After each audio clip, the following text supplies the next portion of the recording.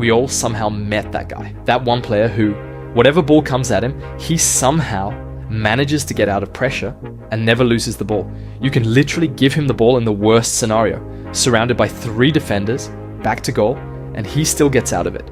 Or at least he gains a foul in a good position with intelligence. Well, this is something you must learn, because every coach, every scout, and even your teammates, they love that guy who never loses the ball. They trust him more, which means he gets more passes. So be ready.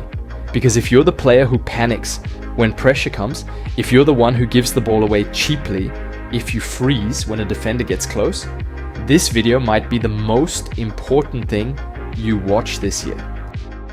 Let me ask you something. How many times have you received the ball, felt that defender breathing down your neck, and just panic? You either rush a pass to nowhere, lose control completely, or just boot it upfield hoping for the best. I get it. We all have been there. But here's what most people don't understand about ball retention. It's not just about technique. There's a psychological element that runs so deep, most players never even realize it exists. Think about it. Why do some players look so calm when the pressure comes? Why does someone like Moussa Dembélé look like he was playing a different sport when defenders, experienced defenders, look foolish when they try to press him? It's because they've mastered something most players spend their entire careers ignoring. They've learned to slow down time. Now, before you think I'm getting crazy, let me explain what I really mean, because this is backed by science. There was a study done on elite footballers, and what they found was fascinating. When these players were put under pressure situations with the ball, their brain activity looked completely different from amateur players. While amateur players showed massive spikes in brain activity, overthinking, panicking, trying to process too much information, the elite players' brains looked almost quiet.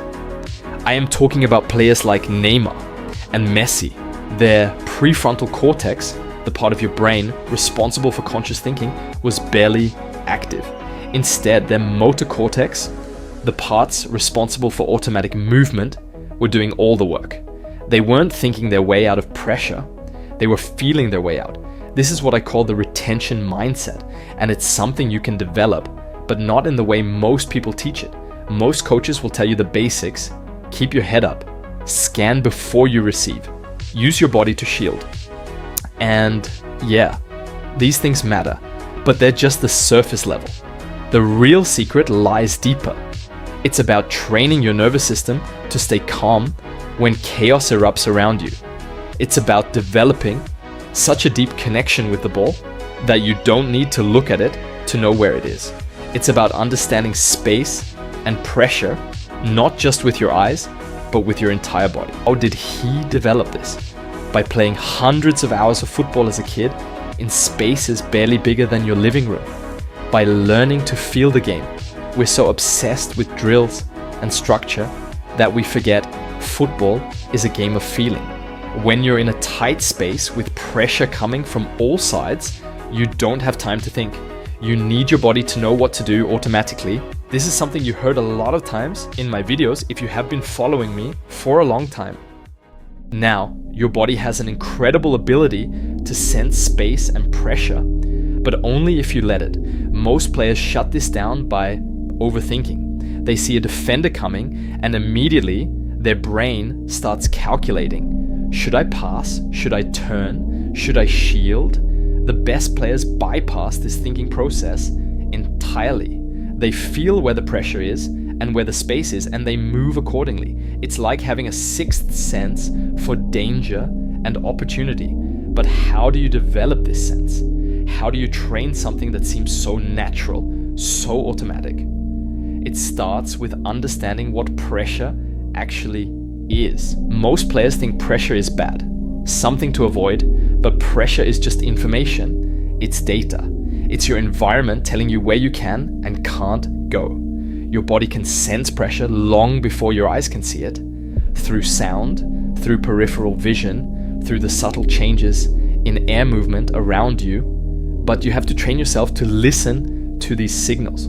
So now you understand that pressure isn't your enemy, It's a signal, a clue. And once you start viewing it like that, your entire game starts to change. But to be more aware of this clue, you also need to know exactly where your body is in space, how it's moving, and how to adjust instantly without overthinking. That's why we must train proprioception. Proprioception is your body's internal GPS. It's what lets you control your limbs without having to look at them. It's what allows a striker to volley across midair or a midfielder to turn with a defender breathing down his neck without panicking. And the scary part is most players don't train this at all. They never directly train the one system that makes all those drills useful in a real game. Because if you lose control of your body under pressure, all your technical skills become useless. So let me explain what science already knows about this. There are 4 types of proprioception. 1, the sense of position, where each part of your body is in space. 2, the sense of movement, how fast and in what direction your body parts are moving. 3, the sense of force, how much tension your muscles are producing. 4, the sense of heaviness, your ability to judge the weight of an object, like the ball, as you interact with it. These aren't conscious skills.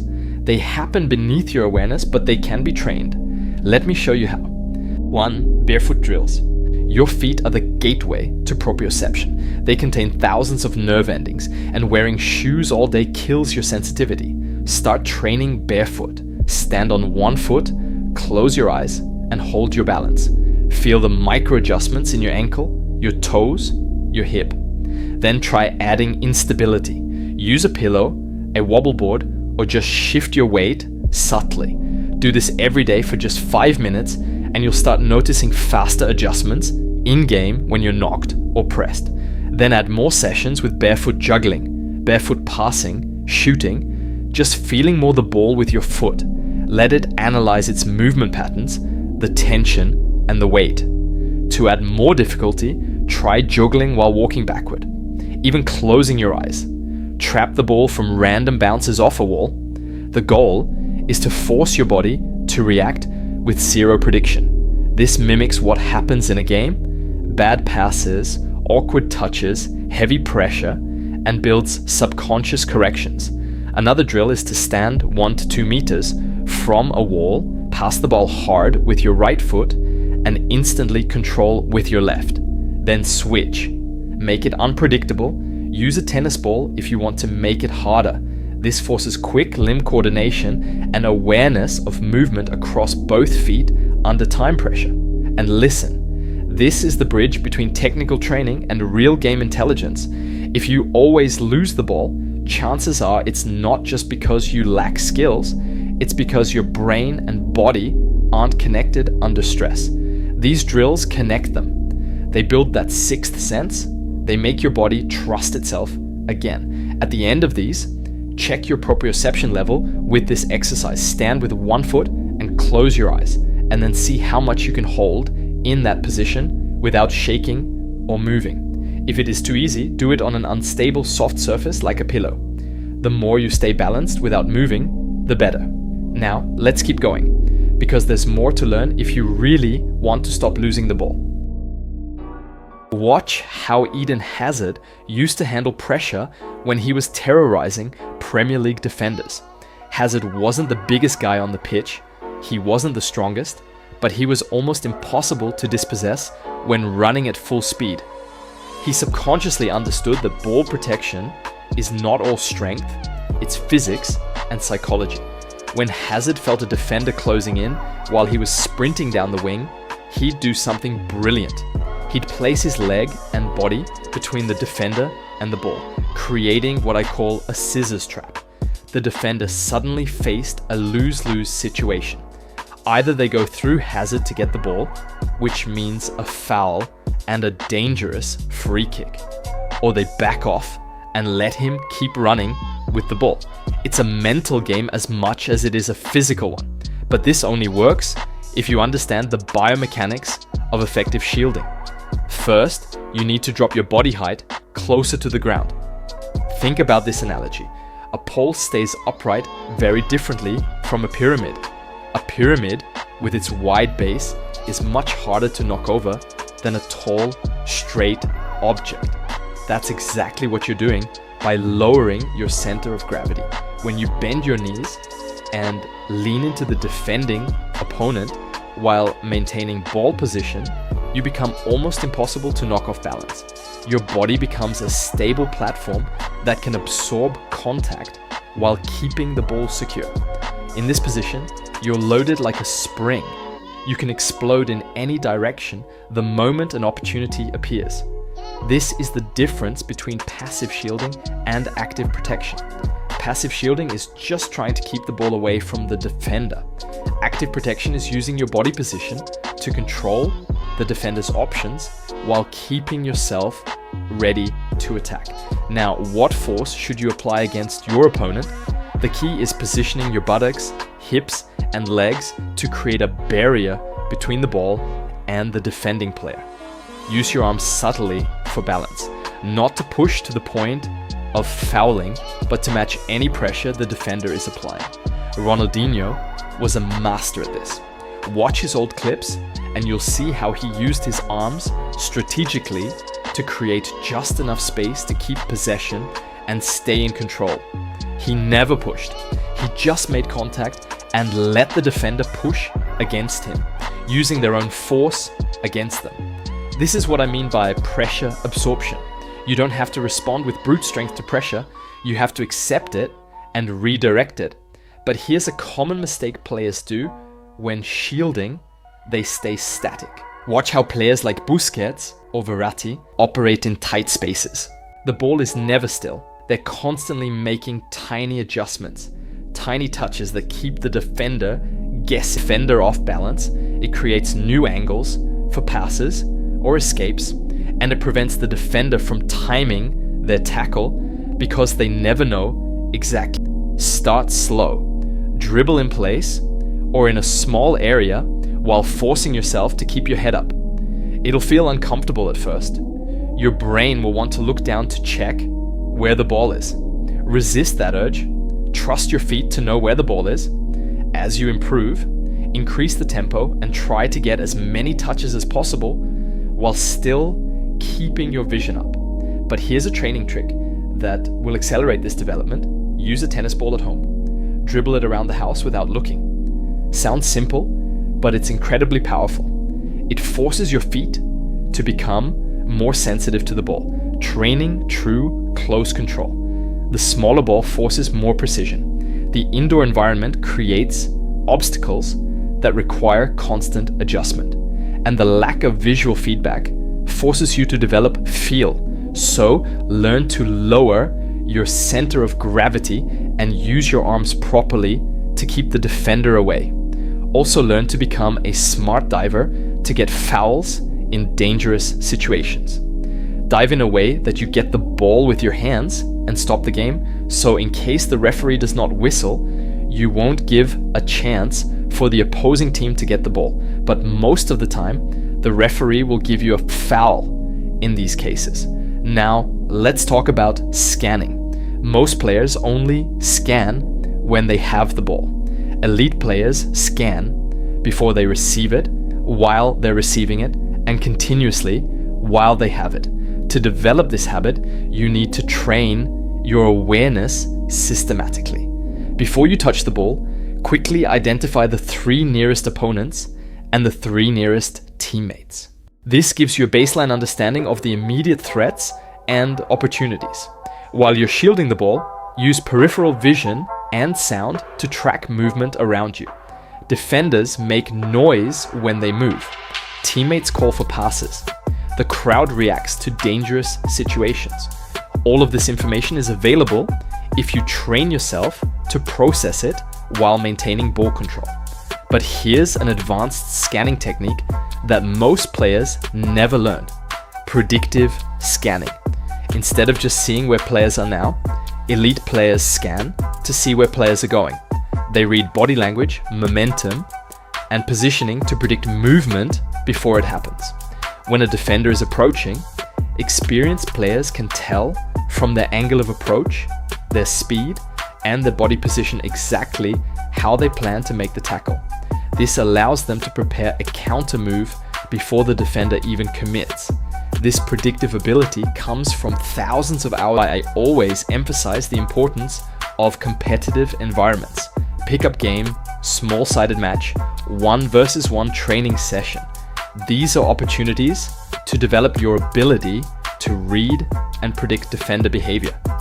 Now, I want you to understand something very important, something that most players completely miss. You've probably been told your whole life that losing the ball is the worst thing you can do. Maybe a coach screamed at you after a failed dribble. Maybe a teammate gave you that dirty look. And so now, every time you're under pressure, your first thought is, don't lose the ball. Not, can I make a difference? Not, can I break through the line? Just don't mess up. That mindset is destroying your game. Now take a look at this graph. It shows the average number of times a player gets dispossessed per game on the x-axis and how often they lose the ball due to bad control, y-axis. You'll notice some names you probably didn't expect to be this sloppy. Neymar, Messi, Mbappe, Salah, Mahrez. These are and were world-class players, Ballon d'Or contenders, icons, but they all lose the ball a lot. Neymar especially is one of the top on both axes. He gets dispossessed and has unsuccessful touches frequently, but does anyone question his impact? Because what really matters is what he does in the moments he doesn't lose the ball. You see, losing the ball isn't the issue, playing scared is. If you're too worried about making a mistake, you will never take the kind of risks that actually change the outcome of a match. Assists, line-breaking passes, solo runs, shots from tight angles. None of that happens if you're in fear mode.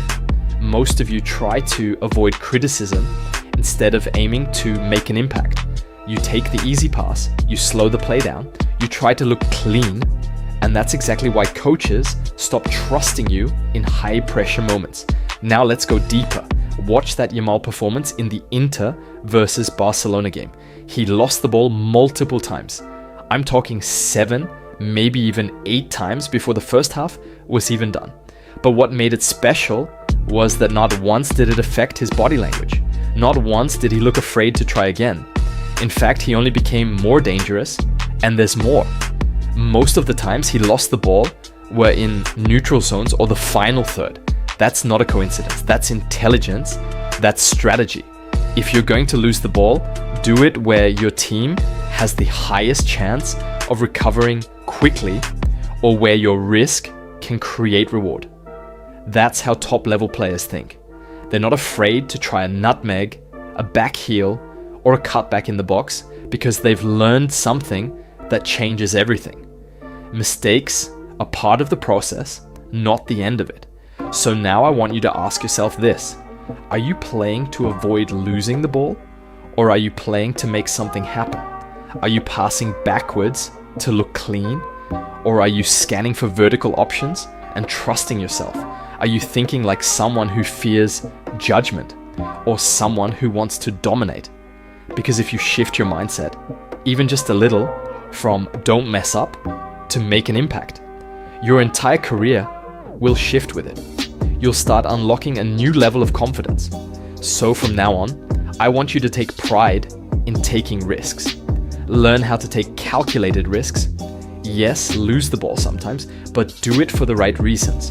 Because you're trying to create something.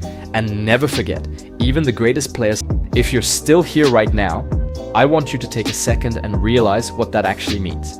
99% of players clicked off this video minutes ago. They got what they wanted or thought they did and left. But you stayed, you listened, you reflected. That already tells me you're not like the rest. So if you're serious about this, make sure to join the free Discord community, hit the protocol and take action.